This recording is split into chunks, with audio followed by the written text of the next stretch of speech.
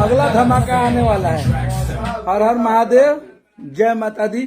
और 8 दिन में भोजपुरी में बहुत बड़ा रिकॉर्ड आप लोग बनने जाए 21 मिलियन के।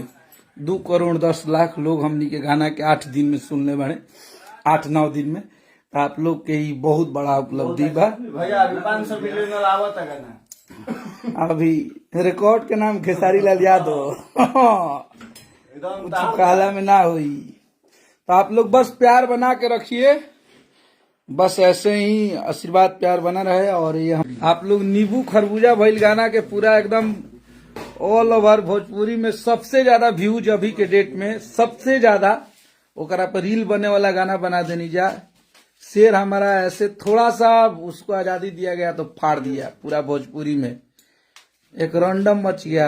8 दिन में 21 मिलियन। निमन निमन लोग तरसे लालू के रिकॉर्ड कर दी। तो ये है हमारे हिट मशीन ट्रेंडिंग स्टार का जलवा। और ये जलवा आप सबके मोहब्बत और प्यार रही तो बरकरार रही।